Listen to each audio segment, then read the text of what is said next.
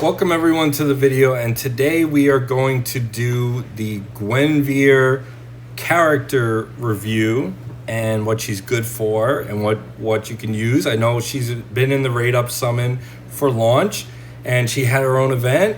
She is a Hound, which is defense-centric abilities. She is the defense class, and she has a team up with Lancelot and Arthur.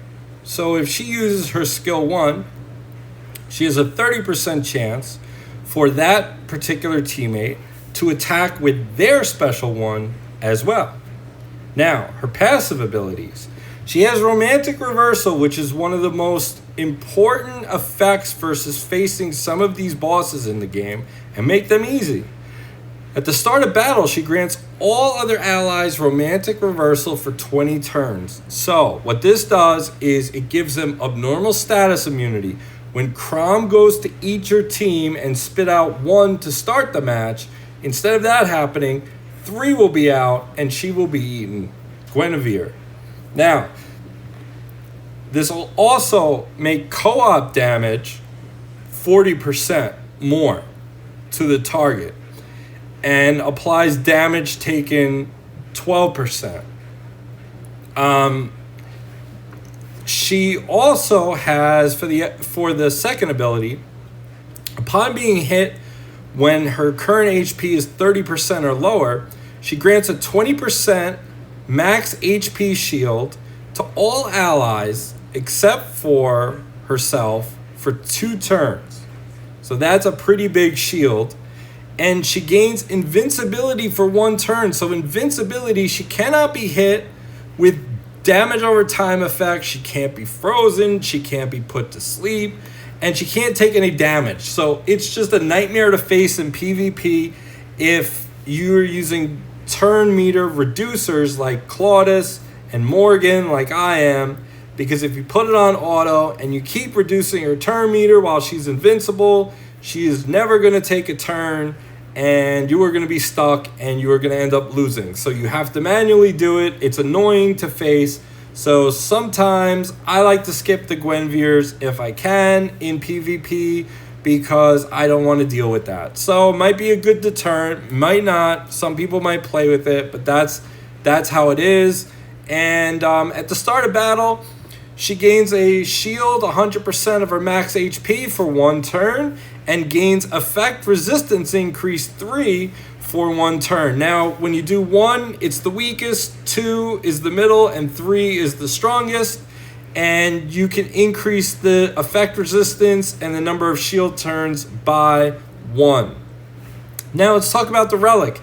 Now, I'm just going to go over the Storm Relic. You can get the Flame and the Ice Relic, but most people are going to have the Storm Relic. And her SP1 attacks 3 times, doing 51% attack, and she has a 50% chance to inflict damage decrease 1 for 1 turn. When you max it, it goes to 80%. Now that's offense down. That is huge on bosses. Anyone doing high amounts of damage, you will debuff them. You just need your effect accuracy high enough so that it sticks. But that is a super SP1. Plus, if you use Lancelot or Arthur, 30% chance for them to attack with it. Her SP2 is more for sustain. You attack an enemy 2 times for a total of 126% attack. Then you gain a 5% shield of Guinevere's max HP for 2 turns. And then you grant a 10% of her max HP as a shield to all allies except for yourself for 2 turns. This can be increased for 3% more shield and is very effective for staying alive long enough for your healer to get a turn to do their thing. So that is quite useful there. Her SP3 is a charge attack. Now, charge attacks do not go off turn 1. They go off on the 2nd turn. So you have to charge it, and then the 2nd turn, the move goes off. This is pretty potent. It attacks 5 times, hitting 1 random enemy each time, doing a total damage of 205% attack and 285% defense. And then when you have it maxed out, 100% chance for each of the last 2 hits to inflict damage dealt decrease 2 for 1 turn. So that's offense down, the second strength for 1 turn. So you can inflict the SP1 for damage decrease 1, and then you could do the SP3 to damage decrease 2. So you have 2 moves that can lower the offensive ability of bosses that are tough. For gear, there are many ways you can gear her. I have her for more sustaining because I use her for Master of the Apocalypse 10, and I want her to survive Crom. And I've been finding that I like the life, the double life bonus, and effect accuracy. You want her to land the debuffs. The debuffs are important to be landable, and you need the effect accuracy high. So I would say effect accuracy is extremely important. You could also do a vigor set if you want. Your team does share vigor, so you could put a vigor set on her with some life primaries for the jewelry pieces. So that is an option. The vigor works fine. It'll help you. Vigor is always the best set, in my opinion, of the gear sets. But that's how it works. I will show you. I'm not going to do the whole battle, but I'll show you Crom, what happens when you use Guinevere. So let's say we're going to use Morgan in here. And normally, sometimes you start this match and your weakest guys will start and get eaten. But look what happens. 3 of the 4 members are there. 3 of the 4 members are there. So you could get going right away and do what you need to do. Get Guinevere out. You'll attack Crom. This is why Master of the Apocalypse 10, which grants the relic skill books, which are super important, can be done in minutes so easily with Guinevere. She's also good against the other equipment dungeon boss because she grants immunity. I think it's Apalia or something. Okay, so Guinevere's out right now. Guinevere's out. And we're going to do some damage. And we're going to start off. We'll reduce some turn meter on Crom. Bedivere is going to go again. And then we're going to decrease the damage that Crom deals. Okay, that did not hit. The percentage did not hit, but that's what you would basically want to do. That's what I do in Master of the Apocalypse. So here you have Crom, and you're just reducing his turn meter, which is great.